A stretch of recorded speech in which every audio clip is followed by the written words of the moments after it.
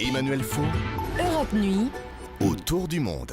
Et avec Henri Guirchou, nous nous posons donc la question, y a-t-il une géopolitique du climat ?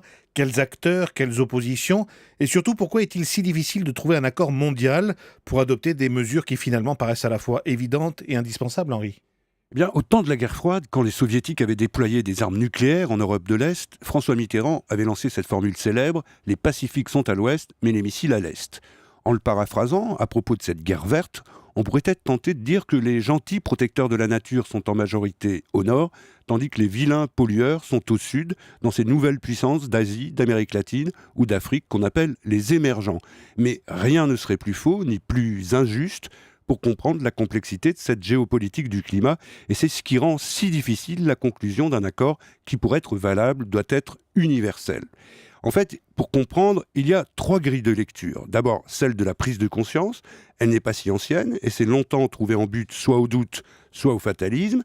Et il faut souligner le rôle éminent des membres du GIEC, comme Jean-Charles Hourcade, qu'on vient d'entendre, le groupe d'experts intergouvernementaux dont il n'est pas inutile de rappeler qu'il est dirigé par un Indien et non par un Scandinave. Deuxième grille, c'est celle de la structure industrielle de chaque pays, de la façon dont il produit et du type d'énergie dont il dépend. Et c'est ce qui rend plus ou moins difficile de suivre les recommandations des scientifiques et plus ou moins lourdes les conséquences sur les économies. Troisième facteur, celui de la perception.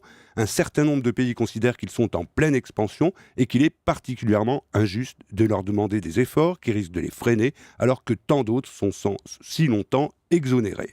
Ils vont jusqu'à soupçonner ce combat pour la planète de n'être qu'un autre moyen de les empêcher de rattraper les plus riches.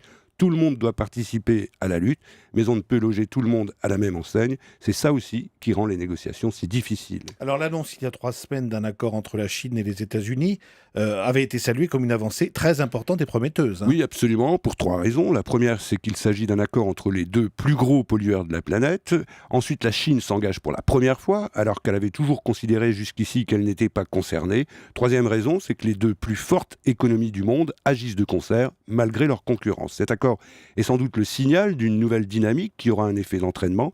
On l'a déjà constaté au dernier sommet du G20 en Australie, où le communiqué final mentionne clairement une action résolue, effective sur le climat. Henri, est-ce qu'il y a d'autres acteurs mondiaux qu'il reste à convaincre de modifier radicalement leur politique énergétique ? Oui, on peut citer le Brésil, l'Inde, l'Indonésie, l'Afrique du Sud, le Canada et beaucoup d'autres. Il faut à tout prix les embarquer dans le train de la négociation, autrement tout accord restera vain. Et si on parvient à un accord global, donc l'année prochaine, lors de ce sommet de Paris, est-ce que cela voudra dire que la bataille contre le réchauffement climatique est vraiment gagnée ? Non, tout dépendra de son application et la mise en œuvre d'un accord est comme toujours aussi importante que l'accord lui-même. Les États en sont le moteur, mais il faudra aussi que les autres acteurs s'impliquent, comme les collectivités locales, les entreprises ou les ONG. Dans le meilleur des cas, il restera encore beaucoup à faire. Ce ne sera au fond qu'un petit pas pour l'humanité, même si ça représente déjà un grand pas pour l'homme. La géopolitique du climat dans le regard d'Henri Guirchou, voilà qui clôt notre page spéciale consacrée au réchauffement climatique et donc à ce sommet de l'ONU à Lima.